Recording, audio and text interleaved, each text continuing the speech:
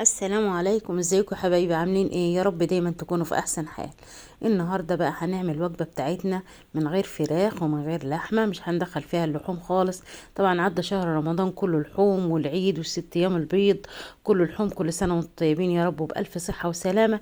النهارده بقى هنريح جبنه شويه، مش هنريح نفسنا، هنريح جبنه شويه ونعمل وجبه اقتصاديه كده جميله، الكبار والصغيرين بيحبوها، وفي نفس الوقت اقتصادية ومش هتاخد مننا وقت في العمايل خالص. يعني هو بكتير 10 دقايق ربع ساعة تكوني مخلصة الوجبة بتاعتك والغدا بتاعك، وهيكون غدا بإذن الله حلو جدا وزي العسل وبألف هنا وشفا يا رب للي هيجربها بإذن الله.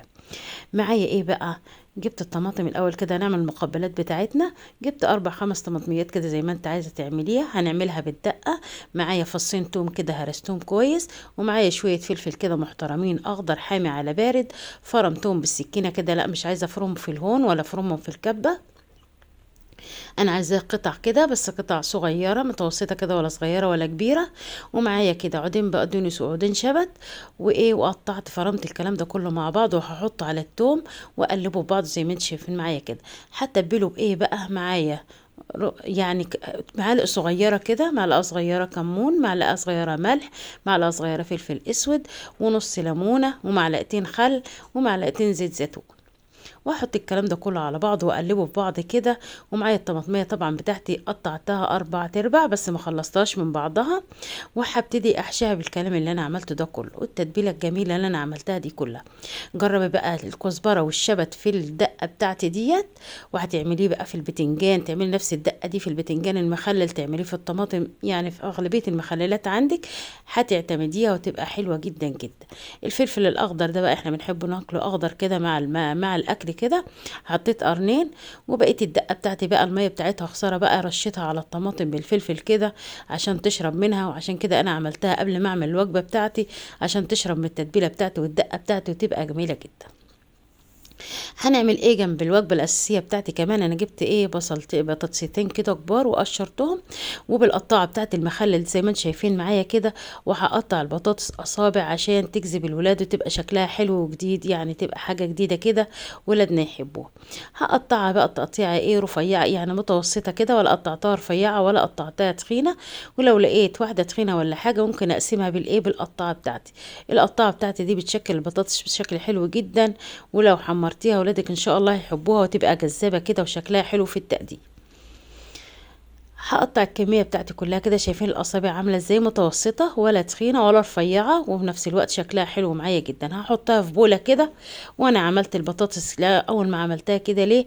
لان انا مش متأكدة البطاطس دي تحمير او مش تحمير. فانا غليت مية حطيتها في البولة كده، وحطيت مية مغلية وحطيتها عليها، وحاسبها لغاية ما اخلص الوجبة بتاعتي. عشان كده انا ابتديت بالمقبلات الاول والبطاطس عشان اخلص منها، عشان هتاخد وقت معايا.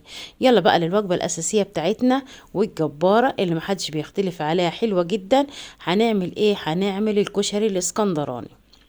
وطبعا ما يعديش العيد الصغير ده الا بالكشري. تلاقي محلات الكشري كلها فتحت بعد رمضان.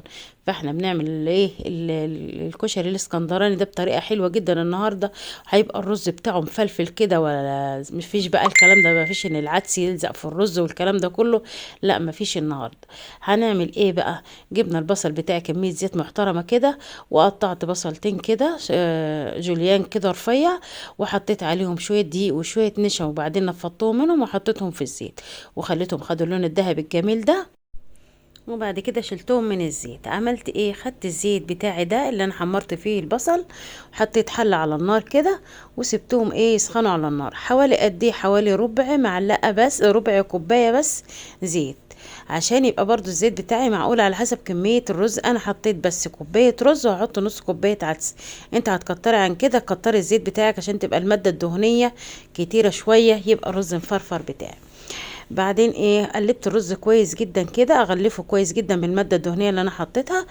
غسلت بقى نص كوبايه العدس وحطيتها، يعني العدس ونص الرز. بيبقى الطف وجميل جدا، طعمه حلو معايا. هغلفه كله بالماده الدهنيه كده، افضل اشوح فيه شويه كده حوالي 5 دقايق لغايه ما يتغلف كله بالماده الدهنيه. حطيت الملح بتاعي، والملح بتاعي بيساعدني على ان لو في شويه ميه ولا حاجه في الرز فبيشربهم الملح، بيشربهم بسرعه يعني، ويتغلف الرز بالعدس بسرعه اسرع من ما تحطيش الملح. حطيته كده معايا ايه بقى، حطيت البراد جنبي او الكاتل بتاعك، تحطي فيه ميه مغليه وبعدين تزوديه. كوبايه الرز بتاخد كوبايه ميه، كوبايه الرز البلدي بتاخد كوبايه ميه. العدس بقى مشربش ميه كتير، يعني لو شرب اقل من ربع الكوبايه، فاحنا لازم نعمل حساب كده. لما تزودي الميه فطبيعي العدس هيبوش معاكي، يبقى معجن قوي معاكي، فبيمسك الرز ببعضه. لا، احنا عايزين حبايه الرز تبقى، حبايه العدس تبقى زي ما هي كده، تبقى مستويه وفي نفس الوقت محتفظة بشكلها. فايه، يا دوب كده غطيت الرز يا دوب زي ما شفتوا معايا كده، وركزوا معايا. فايه بعد كده، بعد ما الشرب قلبته كويس، وبعد كده اختبر سواه. عايز مني ربع كوبايه بس ميه، زودتها له، بس ما زودش الميه من الاول خالص كده، والعدس يبوش مني فيعجن الرز معايا. الرز مش هيبقى معجن، بس العدس هيمسكه. بس لما تبقى العدسايه محتفظه كده بشكلها، فما بتخليش الرز يمسك في بعض. نيجي بقى للصلصه بتاعت الكشري بتاعتنا بقى. حمرت البصلايه، حطيت بصلايه ما حمرتهاش ولا حاجه، بصله مفرومه كويس، وحطيت عليها يا دوب شميت ريحتها كده شوحتها، وبعدين حطيت عليها معلقه توم مفروم، اتحمروا كويس مع بعض. وحطيت حوالي كوبايه معجون طماطم، صلصه يعني، كوبايه طماطم مضروبه في الخلاط، وحطيت عليها معلقه صلصه. احط ايه بقى، حطيت ملح، معلقه ملح صغيره، معلقه كمون، معلقه فلفل اسود، معلقه سكر برضو. السكر طبعا بيمنع الحموضه، وفي نفس الوقت اللي بيخلي الصلصه مسكره كده وجميله. حطيت كمان حوالي 3 معالق خل، وقلبت كل الكلام ده كله ببعضه، وسيبته ايه يتسبك على النار. حطيت الصينيه طبعا تسخن بالزيت، زيت غزير كده شويه، وحطيت فيها، صفيت فيها البطاطس بتاعتي وحطيتها. الطاسه بقى جنبي، حطيت فيها حته سمنه بلدي حلوه كده، وبعدين حطيت فيها، سبتها سخنت كويس جدا، وبعدين حطيت فيها البيض بتاعي عشان ادحرجه او احمره فيها. الكشري الاسكندراني يعني بيض مدحرج على طول. عملته كده، حمرته كده ياخد لون بس يا دوب كده، وايدي طبعا في البطاطس بتاعتي على طول عشان ما تبقاش واحده وواحده. وبعد كده ايه، اقلب البيض بتاعي، وبعد كده هنشوف هنقدم مع بعض الكلام ده كله ازاي. انا ما عنديش فورمه وعايزه اقدم الحاجه بشكل حلو. انا عملت ايه، عملت الفورمه دي كده زي ما انتم شايفين معايا كده. جبت بوله كبيره وفي قلبها بوله صغيره كفتها كده فيها. شايفين الرز بقى بسم الله ما شاء الله بالعدس مفرفر ازاي بالحبايه، يعني تبذريه كده بالحبايه. مفيش حبايه ماسكه في التانية خالص، ولا حبايه عدس ماسكه في التانية. بسم الله ما شاء الله، بالف هنا وشفا يا رب للي اكل. هقلبه كده بالشكل ده كده، هيديني شكل حلو قوي قوي معايا. هشيل البوله، وبعدين اشيل البوله اللي في النص كده. والتزيين ده بتاعك انت بقى. البصل ده ممكن عايزه تقطعيه قطع صغيره وتشوحيه في قلب الرز والعدس وانت بتعمليه، ماشي، لو بيبقى جميل جدا برضو معانا. عايزه تحمريه وتحطيه بالشكل ده كده برضو، بيبقى برضو طعمه تحفه معانا. الصلصه خلاص كده السبكت بقت جميله معايا، وهي بتبقى تخينه شويه، ما بتبقاش يعني رهيفه قوي زي بتاعه الكشري. وحطيتها بقى ايه، زينت بيها كده، وحطيت طبق كده عشان احط فيه شطه للي عاوز، وعدون خضره بقى كده. وزينت الطبق بتاعي، وجبت البيض بتاعي كده، قسمت البيضه بالطول بالطول كده بالسكينه، وهلفها بقى زينها حوالين الطبق بتاعي كده زي ما انتم شايفين معايا كده. حاجه بقى تفتح النفس، وحاجه تريح جبنه وتريح وقتنا، وتبقى جميله جدا معانا. زيني بقى التزيين ده بتاعك انتي.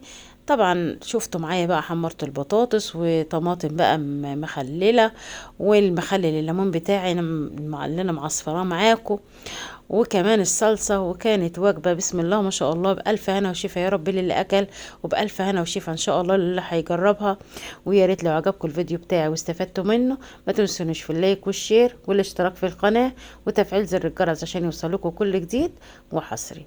وده بقى كانت الوجبة بتاعت النهاردة. احاول بقى ازين بقى زي ما انتوا زي ما انتوا شايفين كده، تحفة. ادي البطاطس بتاعتي ما شاء الله مقرمشه بقى، وتحفه جميله، وشكلها طالع حلو جدا ما شاء الله. عجبت الولاد كلهم، شايفين شكلها عامل ازاي، شكلها تحفه. وادي الليمون بقى بتاع المعصفر.